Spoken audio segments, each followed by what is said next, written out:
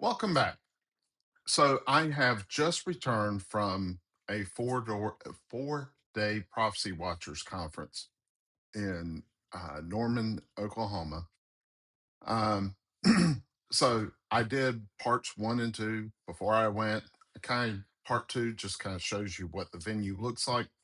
But when I got there, I kind of had this plan where I was going to try to talk to each of the speakers, see if I could pull them to a side, but it was still kind of a madhouse. So I had to scrap that plan. So what this is kind of my take, my who is this for, my observations of the conference, and some highlights for me from the conference. Uh, I want to say up front, I am not being paid, supported, sponsored by Prophecy Watchers. This is my honest take. Um, I'm I'm not associated with the Prophecy Watchers organization or anything like that.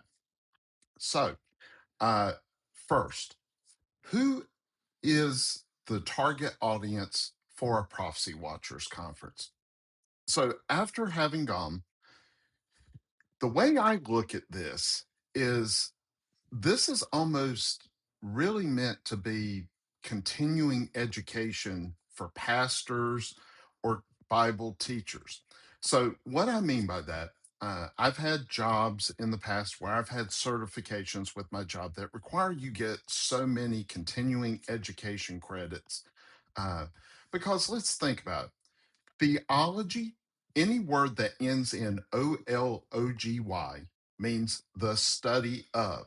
So, psychology, theology, physiology, uh, on and on and on.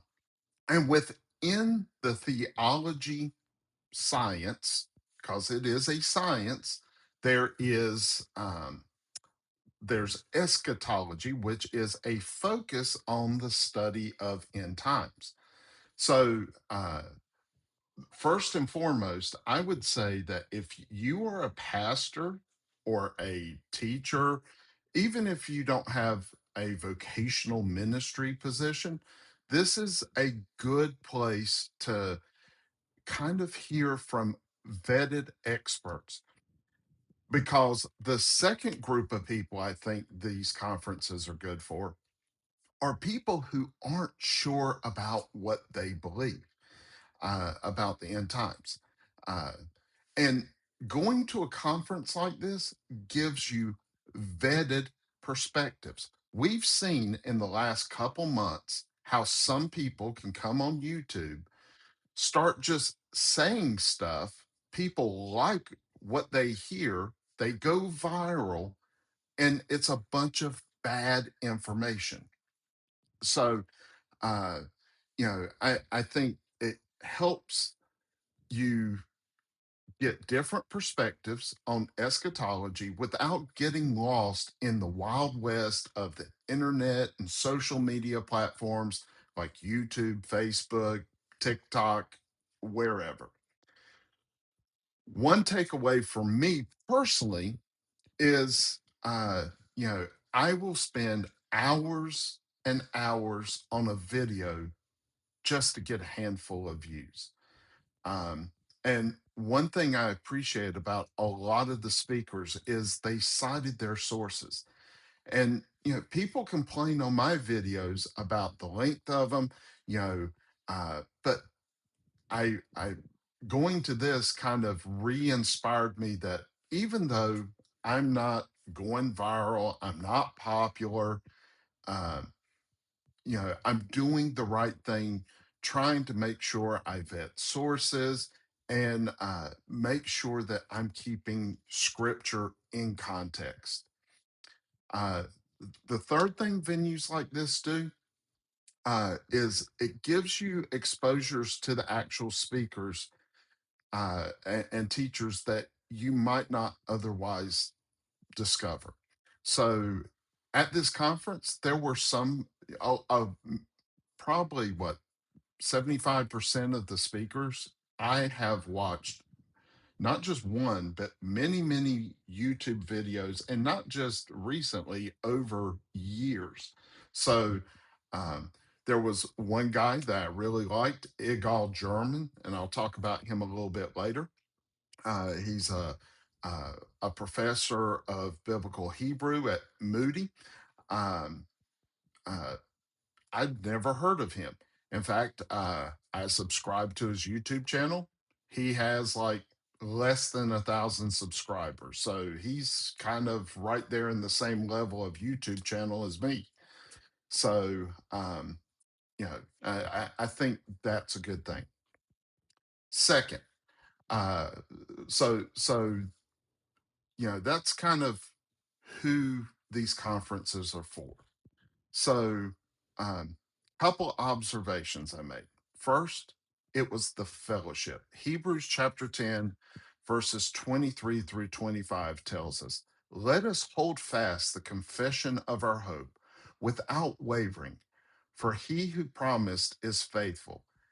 And let us consider one another in order to stir up love and good works, not forsaking the assembling of ourselves together, as is the manner of some, but exhorting one another, and so much the more as you see the day approaching." So, this was a great time of fellowship with not just the speakers, and I'll talk about that here in a second, but it was more so the fellowship with the other attendees. I went to this conference and I have some Discord groups and stuff that I'm in uh, that actually got to meet in person uh, some of these people that are these disconnected voices that I've been talking with for months or years or whatever. So, and I bring this up because I think we really underestimate the importance of fellowship uh, in person. We learned, 5 years ago that we can do a lot of communication on the internet. Um, you know, we can do Zoom calls and things like that.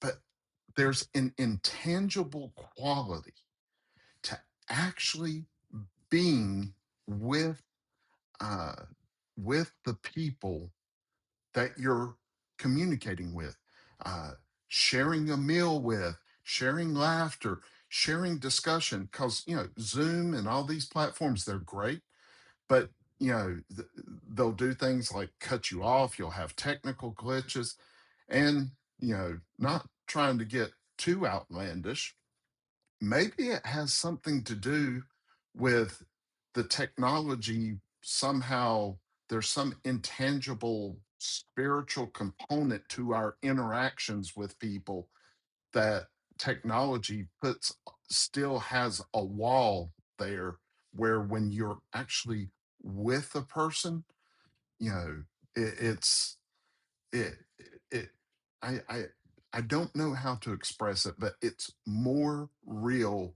getting to be with these people. I can tell you, a couple of these people I'm in a Bible study on Monday nights on Discord with. And so tonight I'm recording this on Monday. So tonight, when I'm in that Bible study, I'm going to have more of a connection to those people I met at this conference than the people I've never met in person, even though maybe I've done a video chat or something and I've seen their face and kind of have an idea what they look like. You do get a chance to interact with these speakers and teachers, but I will put here that, look, if you're I first off, I did not bombard the speakers. Um, if you've ever done public speaking like this, what would typically happen, each session was 45 minutes. So a speaker would get up, speak for 45 minutes. There was a 15-minute break. Usually I had to go to another room, or even if I was staying in the same room, I would observe what would happen. About 20, 30 people would flock the stage in that little 15-minute window, bombarding the speaker with questions, or one of the smaller rooms, a lot of times the speakers were accessible before they speak, so people would bombard them with stuff. Look, when you're having to give a presentation, your mind's on the presentation you're about to give. You're not getting that person's best. Now, they had tables, which I filmed in part two, where these speakers are setting at. This is where you can actually have interactions with them. But again, you only have 15 minutes between sessions. So you don't get a lot of time. And what typically happens after a speaker gives a session, people will bombard them. Some people will head out to their table and miss the next session to bombard the speaker with sessions. Um, the conversations I had with the few speakers I really spent any significant time with would be in times where, like, it was, before or after lunch or dinner, and I was walking around, there was no one at their table. That's when I would approach the speakers. But again, their time is very limited. So if you're going to one of these conferences like this, hoping to debate or get into detailed conversations with the speakers, you're probably going to be disappointed. And just to be clear, I did not go in with that expectation. Um, so, couple highlights or a few highlights from my attendance. First, that Discord group I mentioned I was a part of, we had a member in that group that was able to organize and set up a lunch with Pastor Gary McKibben and Pete Garcia. And I was privileged to have the opportunity to share a meal with Pastor Gary and Pete Garcia, um, with about 8 other people, uh, you know, including them, and Pastor Gary's daughter was with them. There was like 11 of us sitting at a table. We, went and had pizza. That was an awesome opportunity. And, you know, I will say, like Pete Garcia's got a decent sized channel, but after I ate lunch with him, like I passed him in the hotel. He said hi to me, like, and knew my name. And, I mean, so he actually knows who I am now. I mean, so like I said earlier about meeting in person, there's an intangible quality. When we read the gospels, you ever notice how often Jesus is having a meal with someone? I don't know what it is. Another one of those intangible things.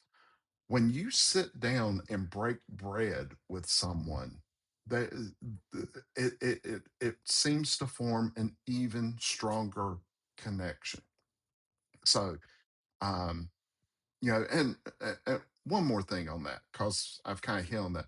I'll also say another benefit to this, to meeting people in person. When we're online, like, people will come on my channel and other people's channels and they'll leave horrible comments. When you meet a person face to face and kind of get to know them a little bit, it's much harder to just be outright mean or cruel, because they're real. I don't know why it is. We know intellectually, that I'm real, or hopefully you do. Hopefully you don't think I'm an AI. Uh, but if you're watching this, that I'm real. But because you don't know me, it's easy to dismiss me, disregard me, you know, say and do things to me and other people like me that you would never do to a person you met in the street. Um, I think that's why the internet and social media can be so toxic. Another speaker, I was blessed to have the opportunity to spend actually a significant time with Dr. Ken Johnson. If you don't know him, his website's BibleFacts.org. He runs a YouTube channel by the same name. Um, uh, if you know Ken Johnson, he's a very soft spoken, guy. Um, he didn't. He doesn't really have the real outgoing celebrity type status of a lot of the other speakers, like Billy Crone, Tom Hughes, Brandon Holthaus. Those guys. I never even spoke to them. I saw them. I walked past them in the hall, but I wasn't going to bug them because, again, you got to remember these people are human beings. Uh, you know, I like to think I'm the kind of guy that if I met some famous actor or actress or whatever, if I ended up on an elevator with them, I wouldn't like just smother them with attention. Oh my gosh, oh, you're Tom Cruise. Oh, I loved your movie. And I'd like to think I could be cool enough and composed enough that, you know, Tom Cruise walks on an elevator. Hey, how you doing? What for? And just treat them like a person because they are just a person. They just happen to be on platforms and stuff that give them a lot of visibility. But my conversations with Ken Johnson, what I really liked about those, and because he didn't really have a bunch of people talking to him, I was able to have probably I probably spent more time with him than other folks, over the course of 4 days. But on my channel, I have stated several times about how I recognize some of the bad arguments people make for King James Version only, like going so far to say that the translation itself was inspired and all that. And if you've watched my channel, I have said that I prepare most of my material using the King James Version, comparing other translations. But the reason I prefer the King James, because honestly, some of the old English words trip me up. I have to break out dictionaries. I have to, try to understand this. But for me, um, my concern and what I've stated on my channel several times is my concerns with the more modern translations are the usage of or the usage of the critical text and the omissions in the critical text. And me and Dr. Ken Johnson actually had a little bit of time to talk about this. And in one of his presentations, he mentioned like if you read in certain translations, you'll get to like John chapter 8 with the woman caught in adultery. And uh,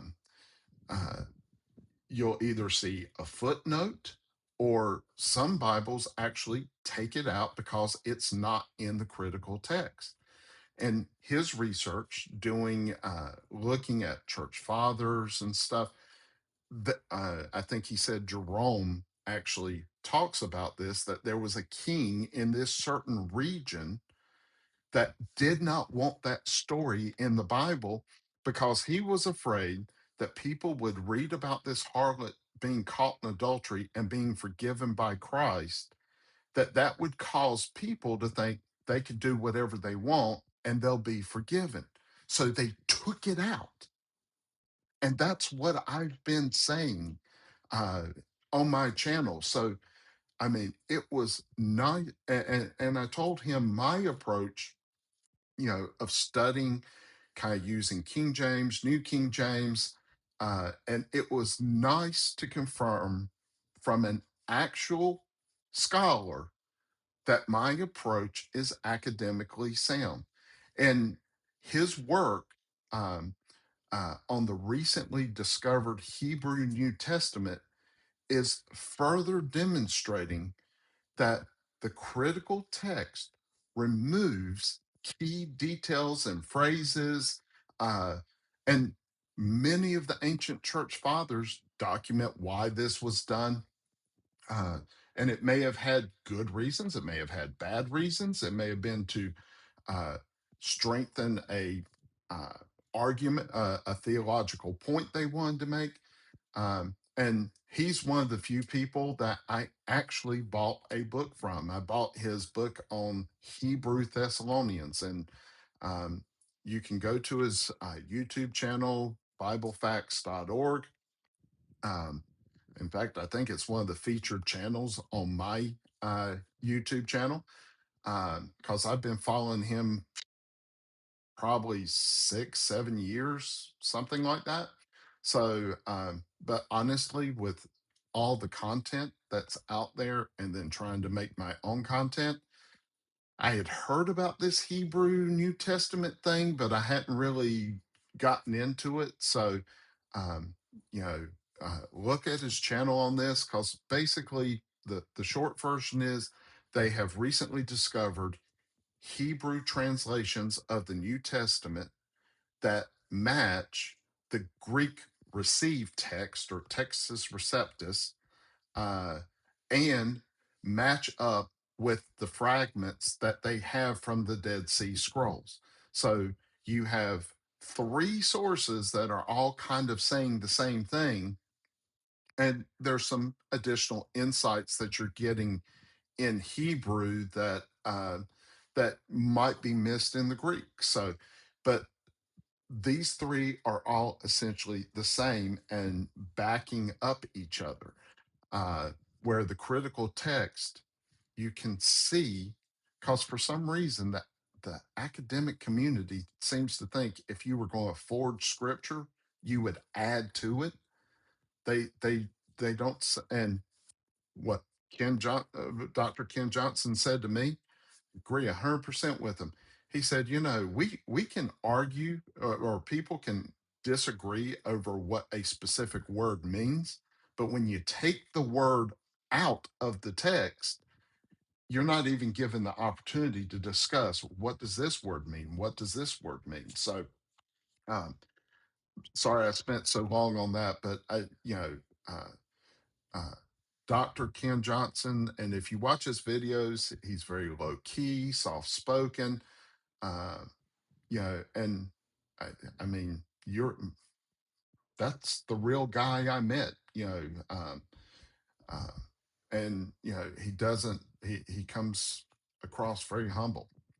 I mentioned you get to meet speakers that you may have not discovered otherwise. So, uh, and again, this video is not sponsored. I'm not being asked to say this to promote this. But the benefit to something like Prophecy Watchers, there's some level of accountability that they're not going to let some really crazy random person get up on stage and speak. Where YouTube, they don't care who makes videos. All content is good content, right? So, you know, organizations like Prophecy Watchers do seem to have some type of vetting process. And they brought up this guy, Igal German. And sorry, Dr. German, if I uh, mispronounced your first name, but he's a Messianic Jew who is a professor of Hebrew Bible at Moody. Uh, his specific talk was on the Nephilim of Genesis 6 and basically refuting the Sethite theory that is taught in a lot of seminaries today and has been for a very long time. But the larger point of his talk uh, was outside of the context of this passage was that context, which I am always talking about on this channel. I'm always trying to put the scriptures I reference in context. I talk about context, uh, but his bigger point was context is more than just about understanding the written words around the scripture. It's about the cultural context. That's why my videos, unlike some people, I don't make really short videos. That's why my videos, I will cite. so much scripture because I want to make sure we get the context.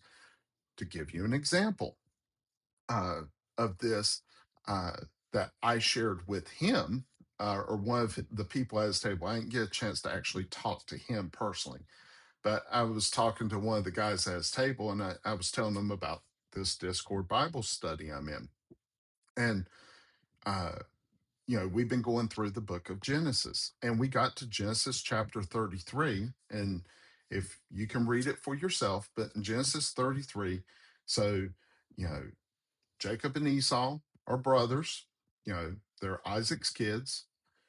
Jacob steals Esau's, or Esau gives Jacob his birthright and then becomes bitter about it.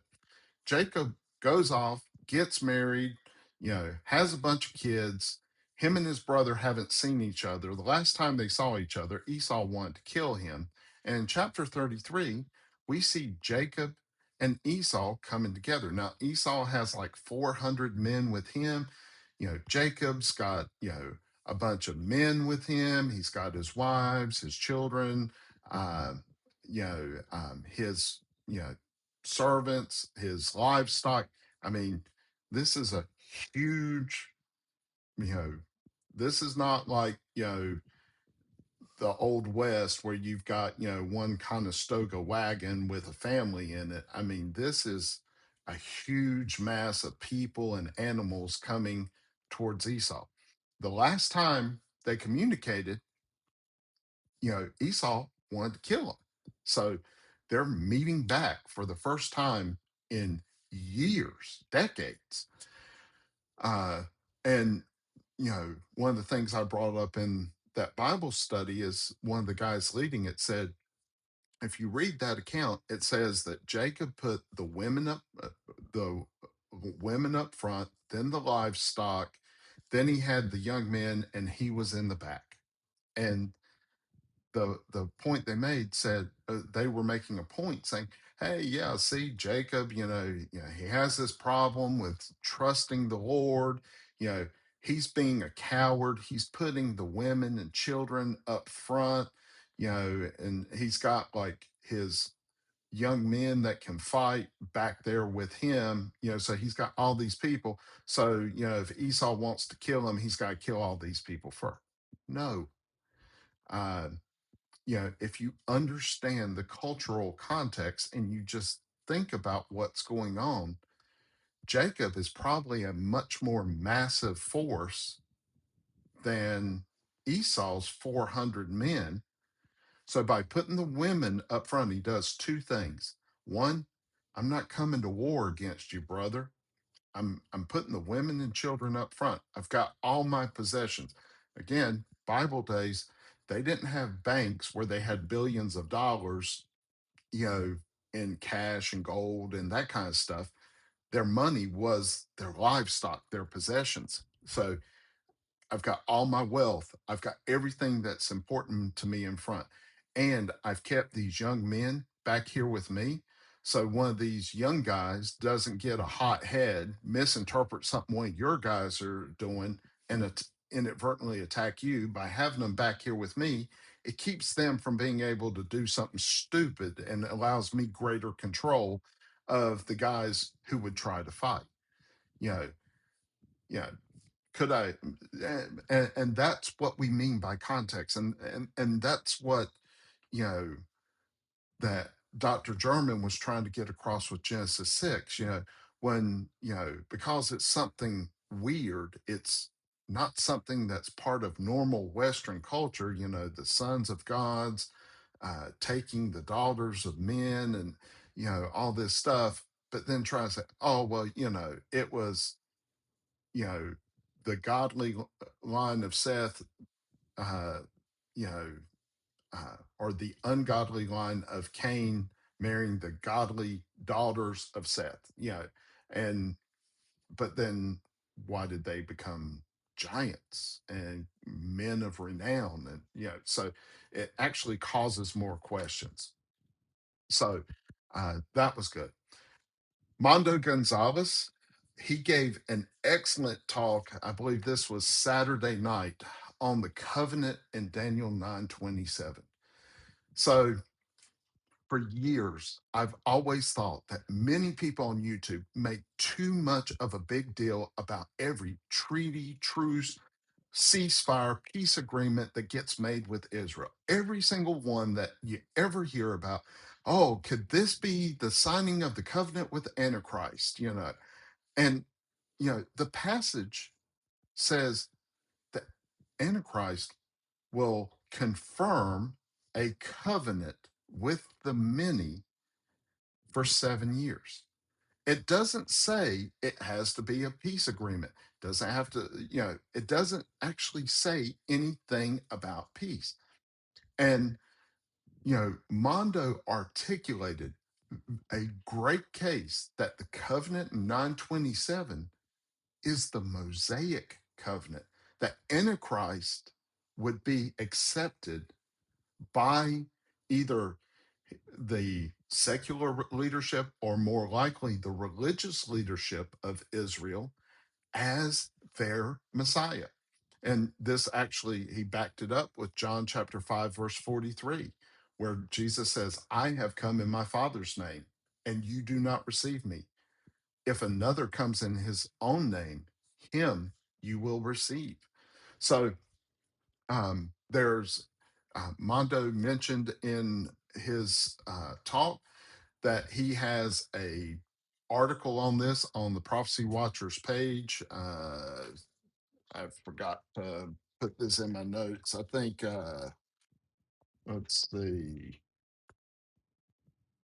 Did I write the web address down?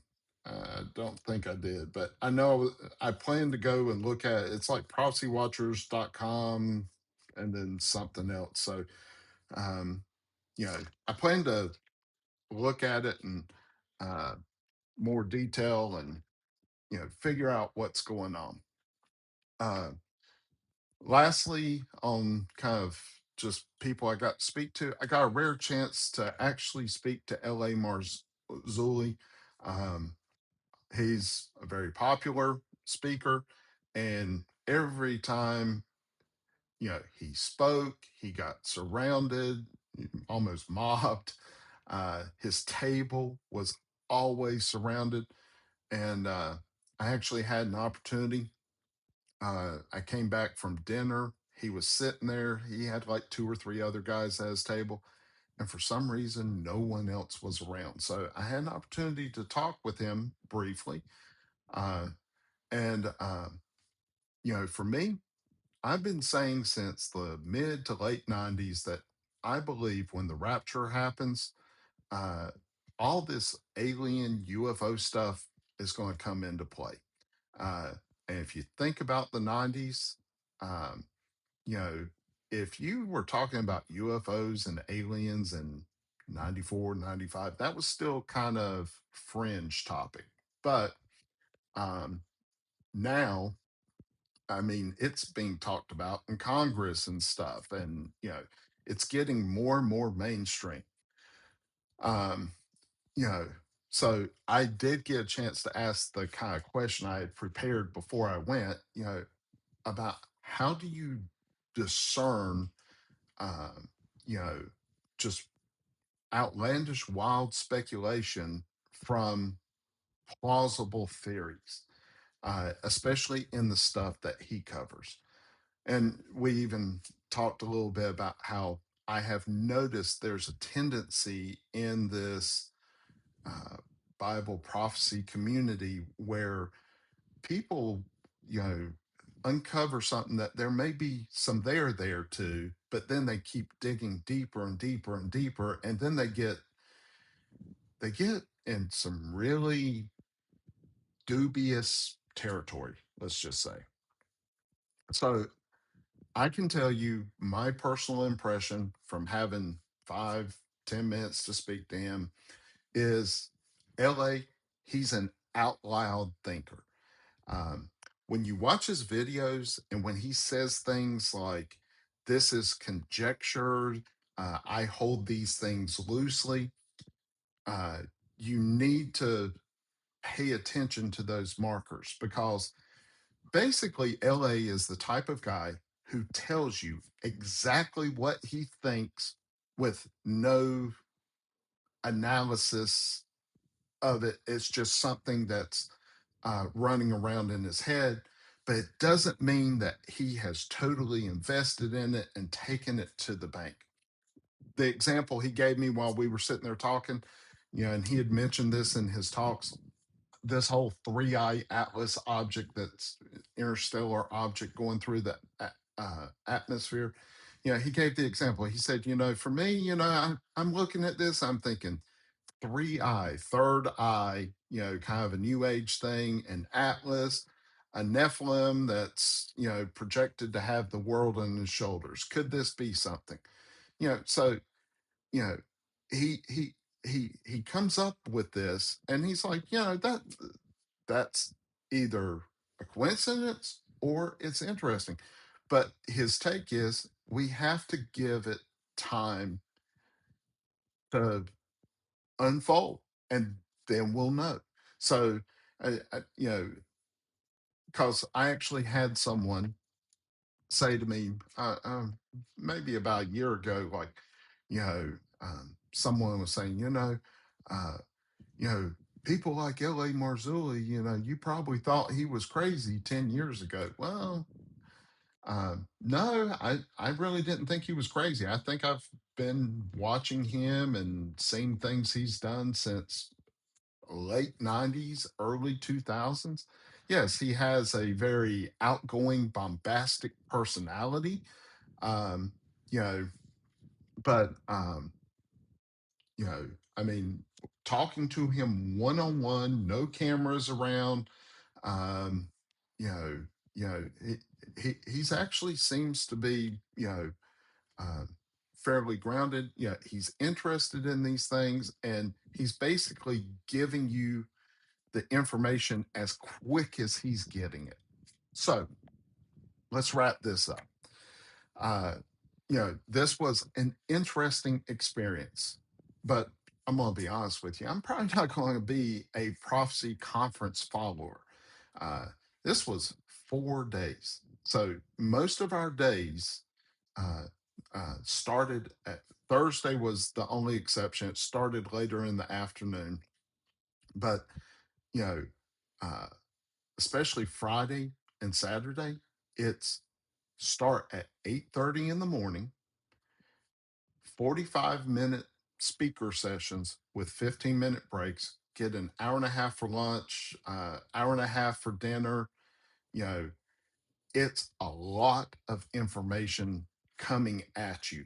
And the way the venue was set up, you had one conference room over here, one event ballroom, I think it was called, one ballroom here, one ballroom here. And it wasn't a long distance, but you have to, and basically they have two sessions going at the same time. So like um like I watched Lee Brainard twice, but like there was one where it was like I had to choose, do I go see Lee Brainard or do I see L.A. Marzulli? Uh, so I mean, uh, that that it's a lot. It's a lot coming at you. Um, your potential to interact with the speakers is limited. Yeah. The truth is, L.A. Marzulli's not going to remember who I am. He sees, thousands of people. He's not going to know who I am.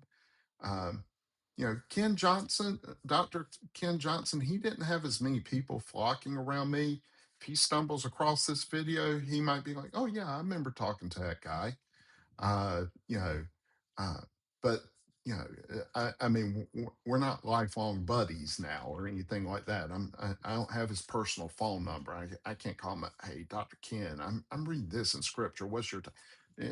You're not going to form that type of relationship with these speakers. But the fellowship that you get is more with the other attendees. And again, I can't emphasize enough that uh, in this age where we seem to think that it's okay to sit watch YouTube videos, even if you're watching churches and stuff, you need to get in person fellowship. I do go to a church, plus I do all this YouTube stuff. I have friends at church. You need that connection. Satan would have you isolate yourself,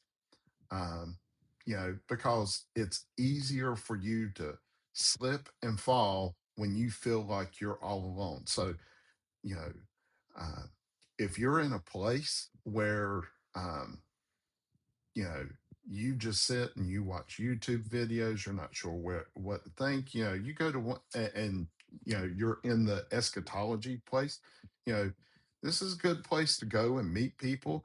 You might form some bonds, but you cannot replace finding a local church. And let me say this, you know, um, from things I heard, not so much interactions with folks, but just hearing people talk. Look, and I told you that conferences like this should be almost looked at like continuing education for pastors. Um, we need to um, that that there is a tendency that you get some churches where, because some pastors are scared to death to talk about prophecy and those and end times because it's so divisive, they don't address it at all, or it's very, very muted. But then you have other pastors compensate, and all they talk about is prophecy, and they ignore all the other stuff. Everything in the Christian life has to be balanced. And so I say that to say this: look, if you find a church that is a good, that has good, solid biblical foundations, but they don't really like to talk about this prophecy stuff, that's not a reason to not go to that church. You don't have to go to a church that focuses on prophecy and eschatology. You know, um, you know, you sh- maybe be wary of a church that, if like the church I go to, the pastor takes a book of the Bible, he goes through it. Now, if I start see him like skipping over sections cause it has prophetic implications, that might be cause of concern. But if he gets to a part like he was going through the book of Luke, and we got to the Olivet Discourse and he went through it, giving kind of the high level points. And he's like, look, we could spend a long time going down some, we could nerd out and go down some rabbit holes. But for the general church congregation, he didn't go into every nuance of the Olivet Discourse. He talked about generally, it was sound what he said. Uh, but, so find a church like that. um, so uh, I've probably beat the fellowship aspect, but um, and you may meet people at a conference like this, especially if you go to one that's kind of regional. You might meet people that aren't from so far away, and you can find out, well, where do you go to church? Maybe they live close to you, so interact. Um, and it, if what I've told you today sounds like something like, I wish I had gone or whatever, again, not sponsored by Prophecy Watchers, not being asked to promote them in any way, but somewhere on their website, I'll update the description after I do this video and I'll put links and stuff in there. But you can pretty much spend 75 bucks and get access to everything plus more, because you can watch every session, not have to pick and choose, uh, without all the travel costs. I had hotel costs, meals, eating out is not cheap anymore. So, you know, other than some of the fellowship aspects, everything I experienced at the Prophecy Watchers Conference, you can experience the exact same thing, uh, and not have to leave your phone, living room, computer, wherever you're at. And you can you can take it in bite-sized chunks instead of drinking from a fire hose of session after session after session. You can go to their streaming side and you can watch one message today. You can watch another one a couple days from that. I even signed up for the ability to watch the streaming, even though I had already paid to go to the conference. I bought the package to you know um, to watch the streams because there's a couple presentations that I was really torn. Like, do I go see this guy or do I go see this guy? Whatever. Um, and if money's tight, again, I'll try to put the YouTube channels or websites for all the speakers that were at this conference in the description. And you can go through, a lot of these guys, a lot of the content, they have it out there, you know, um, a lot of these sessions, uh, it was, a 45-minute, you know, presentation of either maybe some of the core themes or a specific thing that they're working on. Like I said, I've been so bombarded. I kind of missed the whole Dr. Ken Johnson and the Hebrew New Testament findings and stuff. I've heard about it, but I haven't had a chance to look into it in detail. So, um, hope this gives you um, a good idea of what to expect from a Prophecy Watchers conference. Um, I mean, this is my opinion. Again, I'm in case Mondo or somebody, Gary Stearman or someone stumbles across this. I'm not sponsored. I'm not, they didn't, I actually didn't talk to any of those guys.